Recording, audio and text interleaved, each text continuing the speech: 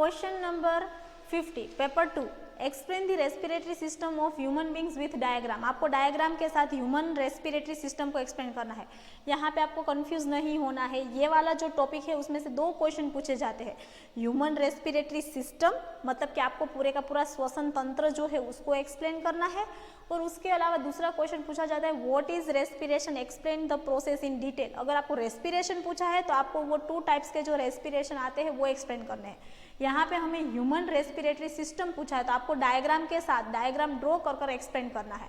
तो सबसे पहले तो ह्यूमन रेस्पिरेटरी सिस्टम के अंदर क्या क्या होता है, तो सबसे पहला जो भाग है उसको हम नोस्ट्रिल्स कहते हैं, नोस्ट्रिल्स। उसके बाद जो थ्रोट वाला रीजन आता है जिसके अंदर हमारी फेरिंग्स या तो लेरिंग्स होती है, उसके बाद वो फेरिंग्स और लेरिंग्स जो ये लेरिंग्स है उसमें से फिर हमारे बाद में आते हैं लंग्स, और लंग्स के अंदर होते हैं ब्रोंक्यूल्स या तो ब्रोंकाई, उसमें भी primary bronchi, secondary bronchi, tertiary bronchioles and then this diaphragm. ये सारी की सारी चीज़ें जो है वो आपको एक्सप्लेन करनी है। अगर ड्रॉ करने का बोले तो आपको ये पूरी चीज़ इसमें ड्रॉ करनी की, मतलब कि नेसल कैविटी शो करने की है, फेरिंग्स शो करने की है, लेरिंग्स शो करने की है, trachea, lungs, bronchioles, bronchi and alveoli. Last जो है वो आपको आल्वियोलाई भी शो करना है। अभी जब आपको पूछे तब क्या करना है, human respiratory system consist of first nostrils and nasal passage, मतलब कि ये जो हमारे नोस्ट्रिल्स होते हैं वो, और ये पूरे का पूरा अंदर की तरफ जो पासेज होता है उसको क्या कहते हैं, नासल पासेज।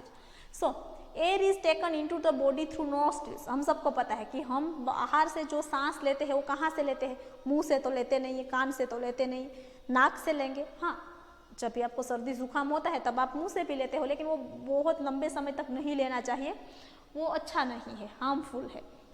आपको सांस है वो कहाँ से लेनी चाहिए, नोस्ट्रिल से ही लेनी चाहिए। So the air passing through the nostrils is filtered by fine hairs that line the passage and the passage is also lined with mucus which help in this process।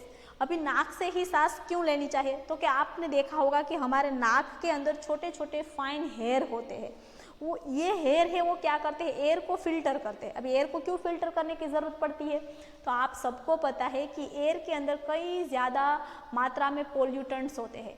ये पोल्यूटेंट्स के अंदर dust particles होते हैं, pollen grains होते हैं, spores होते हैं and many more things. तो इन सबको फिल्टर करना पड़ता है, और फिल्टर करने के लिए होते हैं हेयर। ये सारी चीज़ें जो है वो हेयर के अंदर ट्रैप हो जाएगी और आगे हमारे लंग्स तक नहीं पहुँचेगी।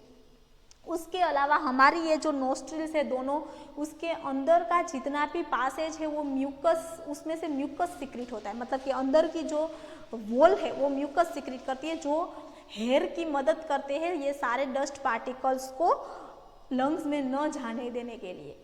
उसके बाद क्या है, ऑर्गन्स इन थ्रोट, मतलब कि नासल पासेज या तो हमारा जो भी नासल कैविटी है उसके बाद जो आता है वो थ्रोट वाला रीजन है।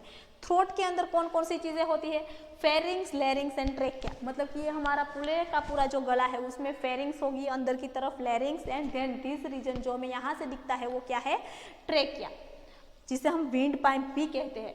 4 कंटिन्यूस ट्यूबुलर पासेज, ये सारी चीज़ें क्या बनाती है, एक ट्यूब जैसा पासेज बनाती है। यहाँ पे आप देख सकते हो pharynx, larynx and this one whole trachea, वो एक ट्यूब बनाती है जिसमें से एयर जो है वो आराम से पास हो सके। Trachea extend from throat to lungs located in chest cavity, और ये जो ट्रेकिया है वो आप देख सकते हो कहाँ तक जा रहा है, दोनों लंग्स तक जा रहा है। उसके अलावा आप ट्रेकिया में देखो तो आपको यहाँ पे छोटी छोटी ऐसे रिंग्स दिख रहे हैं। ये जो रिंग्स है उसको क्या कहते हैं, कार्टिलेजिनियस रिंग्स।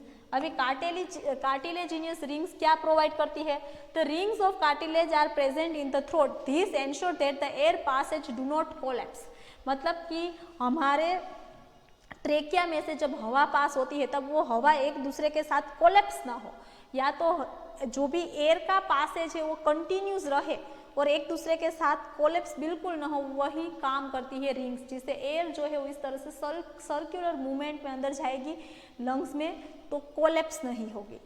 देन अल्टीमेटली हमारे लंग्स, लास्ट जो हमारा ऑर्गन है कि जो ऑक्सीजन का एब्सॉर्प्शन करता है वो कौन है, lungs. So 1 pair of lungs located in the chest cavity, हमारे पास लंग्स की कितनी पेयर है, एक पेयर है, एक जोड़ लंग्स है, एक है वो राइट साइड होता है और दूसरा जो है वो लेफ्ट साइड होता है।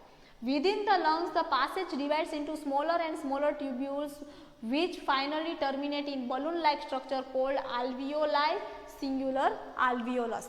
मतलब कि हमारा जो ट्रेकिया होता है वो ट्रेकिया है वो आगे जाकर फिर लंग्स में क्या होता है, डिवाइड होता है. मतलब कि इस तरह से आपने देखा था, ये ट्रेकिया था, इसके अंदर इस तरह से कार्टिलेजिनियस रिंग्स थी और ये जो ट्रेकिया है वो फिर आगे जाकर ब्रोंक्यूल्स के अंदर डिवाइड होता है. इस तरह से क्या होता है, 2 ब्रोंक्यूल्स में डिवाइड होता है. फिर ये जो ब्रोंक्यूल्स है वो आगे जाकर बहुत ही ज़्यादा डिवाइड होती है पूरे के पूरे लंग्स के अंदर. ब्रोंक्यूल्स क्या करेगी, आगे जाकर डिवाइड होगी पूरे के पूरे लंग्स में और फिर यहाँ पे जो है वो हमारे लंग्स होते हैं दोनों तरफ इस तरह से. तो इस तरह से लंग होंगे.